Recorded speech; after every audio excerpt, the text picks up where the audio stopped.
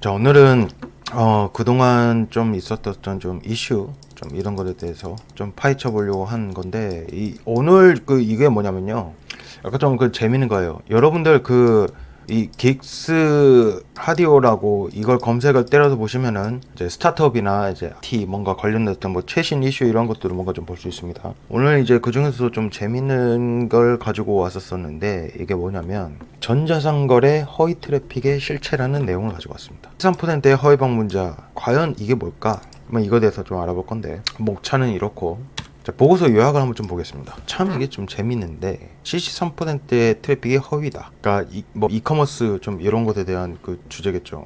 말 그대로 좀 이게 뭐냐라는 게 마케팅에 의한 과장된 수치 뭐 이런 것들 나와서 좀 얘기 안 했던 건데, 자, 실제 산업의 데이터 현실로 따라서 보자면은 트래픽이 자동화된 봇이 엄청 많지 않냐. 전체 인터넷 트래픽의 약 절반을 차지하는. 특히 소마 전자상거래 분야의 악성 봇 트래픽이 59%, 전자상거래 사이트의 악성 봇 트래픽이 24%, 이렇게 나오는데, 흔히 이제 요 내용이 약간 좀 많죠. 특히 이 악성 봇, 이 봇과 관련된 트래픽이 과연 이게 진짜 제대로 된 거냐? 우리는 이거에 대해서 좀 관가를 하고 있기는 합니다. 이게 마케팅 분석하셨던 좀 이런 분들도 약간 조금 이제 어떻게 하면은 이제 이런 이 봇 트래픽을 이제 잘 이제 걸느냐, 이게 좀 핵심이 될 것 같긴 한데, 사실 광고비도 낭비하고 이제 분석 데이터도 약간 좀 왜곡될 수 있는 잘못된 전략적 의사결정. 그렇죠. 왜냐하면 이거 자체가 데이터 분석을 할 때 오염된 이제 이런 데이터를 가지고 이런 것을 하기 때문에 그런 내용들이 나올 수 있는. 자, 퍼센트의 허위 방문자, 이것에 대한 이 출처가 뭐냐라는 게 있다면, 저자가 좀 나오긴 한데 요런 뭐 CEO라고는 해요. 그래서 이제 사이버 보안 이제 데이터 분석 분야에 실적은 없는데, 이분이 뭐 이제 어디서 가지고 왔는 좀 뭐 이런 거 잘 모르겠지만 좀 반번호적인 뭐 한계가 또 있기도 해요. 비교를 한다거나 뭐 이런 것들도 뭐 다 없고. 그래서 뭐 원본 데이터 주장을 따르면은 200여 개의 전자상거래 허위 트래픽이 73%다. 전체 인터넷 트래픽 중에 봇 비중이 10%다. 뭐 이런 걸로 한데, 자, 공신력 있는 산업 보고서에 따르면 뭐 소매 분야의 웹사이트의 악성 봇 트래픽이 60%, 전체 뭐 이것도 맞는 내용이긴 하네요. 전자상거래에서 악성 봇 트래픽이 엄청나게 많다라는 거는 뭐 비슷한 것 같고, 좋은 봇과 회색 봇, 그렇죠. 우리가 생각하는 이 좋은 봇이라고 하는 거는 말 그대로 그렇죠. 이제 구글 봇이라는, 그 구글도 결국은 이제 웹사이트를 긁잖아요. 여러분들 혹시 이거 처음 보신 분들은 약간 좀 이거를 알 수가 있는 게 좋은데, 자, 크롤링이라는 것이 있습니다. 흔히 이게 뭐냐면 웹사이트가 있어요. 모르시는 분들 혹시 있을까봐. 웹사이트가 있으면 이제 크롤링을 해서 인덱싱을 해서 최종적으로 웹사이트를 노출해 줍니다. 자, 이거는 어디다 다 똑같아요. 그러니까 크롤링을 한다. 말 그대로 이거를 전문적으로 크롤링, 자, 사이트를 수집을 해서 이거를 뭔가 반영을 하는. 자, 이걸 그냥 웹사이트를 수집한다고 보시면 돼요. 크롤링이라는 거. 그 다음에 이걸 인덱싱, 웹사이트를 반영한다, 이거거든요. 그렇게 해서 이게 웹사이트가 이거 노출이 됩니다. 내거 웹사이트라는 건. 이거는 웹사이트 노출하는 이 방식은 뭐 네이버도 그렇고, 다음도 그렇고, 빙도 그렇고, 그 다음에 구글도 그렇고, 이 원리는 다 똑같이 흘러가요. 그래서 이제 이 구글 봇이라는 이 검색 엔진 크롤러, 이거는 네이버는 그 예티인가 뭐 이런 게 있죠. 그 다음에 뭐 여러 가지 이제 봇들을 만들어서 이제 이런 봇들이 이제 막 사이트를 들어가서 막 탐색을 하고 막 이런 거 해갖고 반영하도록 어떻게든 하는 거죠. 그래서 이제 이 회색 봇이라는 이 AI가 나오는데, 이게 뭐냐면은 이제 생성형 AI, 흔히 말하면 챗 GPT라는 것들도 봇이 있습니다. AI 관련해서도 여러 가지 사이트들도 이거 다 봇이 있어요. 그렇게 해야지만 자사 웹사이트에 어떤 채팅을 쳐서 웹 검색을 했을 때 AI로, 그러면 AI 봇이 나가서 이제 크롤링을 해가지고 그 데이터를 수집한 다음에 이제 그거를 이제 그 AI 답변으로 해가지고 보여주겠죠.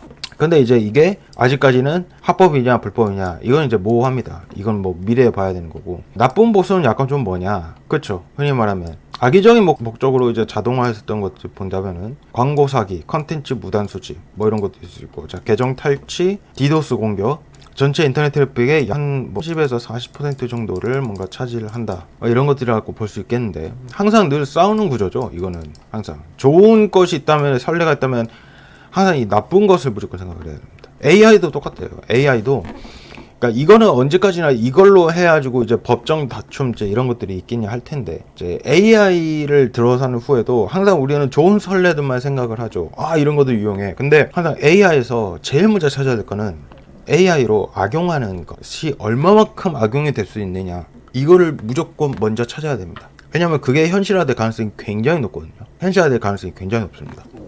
그래서 주요 산업 분석 보고서에 따르면 자동화된 트래픽이 인간 트래픽을 최초로 추월했다. 2025년도 기준으로. 악성 봇은 엄청나게 전체 트래픽 들어가고, 소매 분야에서도 봇이 엄청나게 들어가고. 봇이 거의 10%라는 거네. 봇 추세 변화는 이제 약간 이게 좀 바뀌었다고 하는데, 시끄러운 대량 공격에서 은밀하게 정교한 공격으로 뭔가 전환이 됐다고는 합니다. 근데 봇 수는 증가를 했다고 해요. 약간.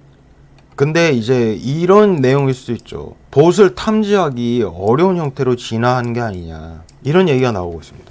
근데 흔히 그런 얘기가 나오기는 해요. 이게 계속 이게 파이썬이 발전하잖아요.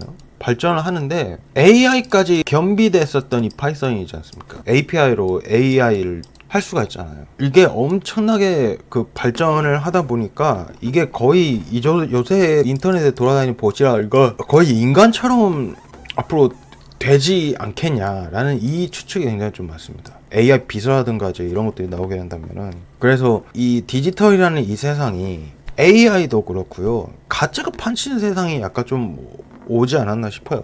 페이크라는 게 진짜를 넘어서는 이 구조인 거죠. 그리고 말 그대로 이제 인터넷 쇼핑 예매하는 이제 이런 것들도 봇 중심으로 뭔가 좀 가는 좀 이런 것들이 굉장히 좀 늘어나다 보니까. 그래서 2025년도 이후부터는 디지털의 환경 자체가 우리가 생각했었던 것보다는 굉장히 많이 좀 달라지지 않을까라는 생각? 말 그대로, 왜냐면 이 유튜브 영상에 나왔었던 이 사람도 진짜인 사람인지도 잘 모르겠습니다. 이제 그런 세상이 아마 왔어요. 그죠? 인스타그램도 마찬가지고, 이 사람이 진짜인지 아닌지는 이 사람이 진짜 자기 맞습니다라고 밝히지 않은 한은 그 누구도 모르는 겁니다. 앞으로의 세상은 그래요. 제가 볼 때는 설마 이렇게 녹음하고 있는 저도 진짜 제 모습일지 아닐지는, 이게 진짜 제 목소리일지 아닐지는 나중에 진짜 저를 만나면 판단할 수 있는데, 요새 AI 목소리도 많이 이용을 하니까. 무료 트래픽이 진화, 이 내용이 있기는 하는데, 무료 트래픽이라, 그죠?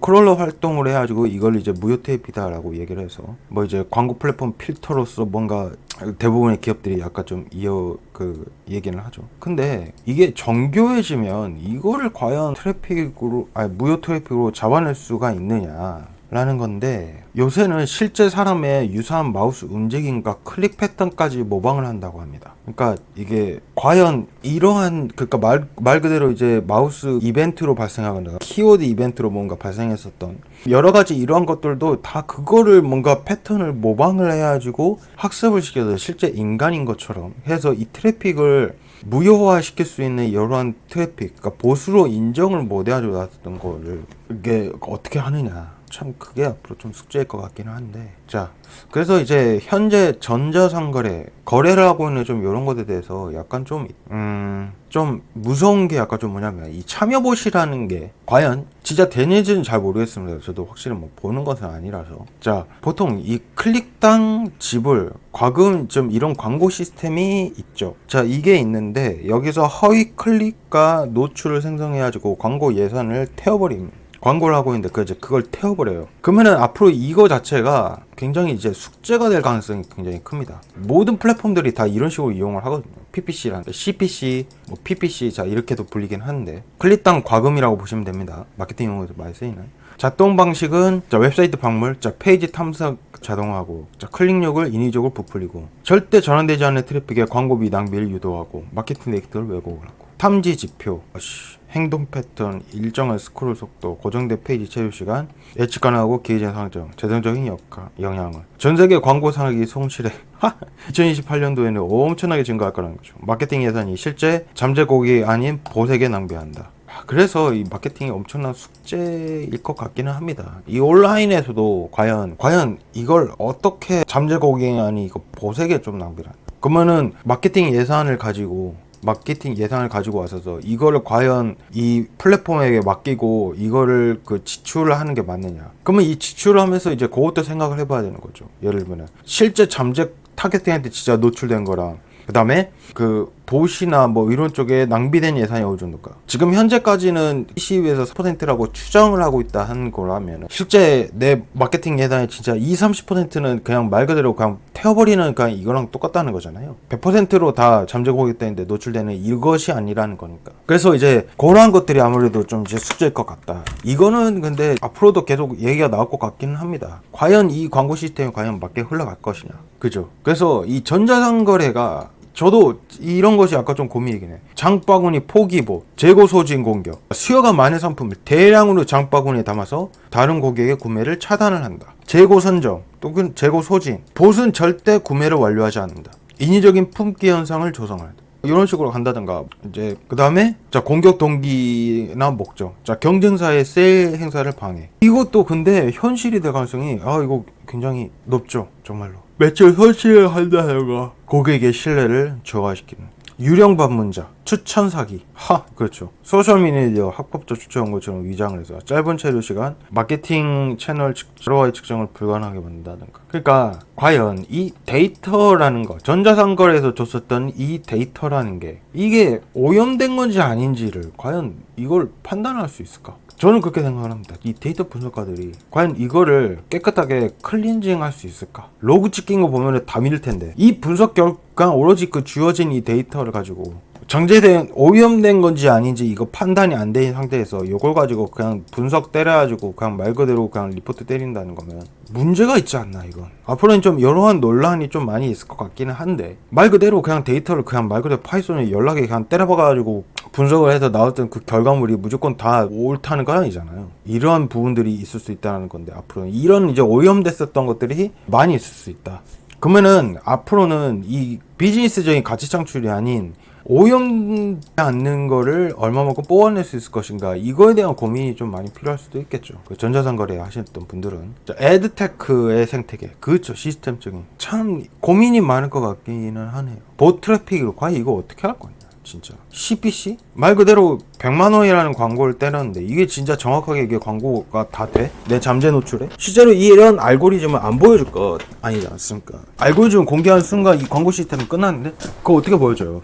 더군다나 검색 엔진의 알고리즘 이런 것들도 함부로 기밀이라서 노출 자체가 안 되는데 그 노출하는 순간 끝나는 거죠 거의. 왜냐면 그 기반이기 때문에. 참 이 봇이라는 건 항상 이 엔젤과 그다음에 악마와의 이 싸움은 영원할 것 같습니다. 제가 이 참 그 전자상거래 쪽에서는 그렇게 완전 뎁스 있는 그런 데이터 분석 쪽은 안 하고요. CRM 비슷한 것까지만 좀 이제 진행해야 될 거. 고객 데이터 분석이죠.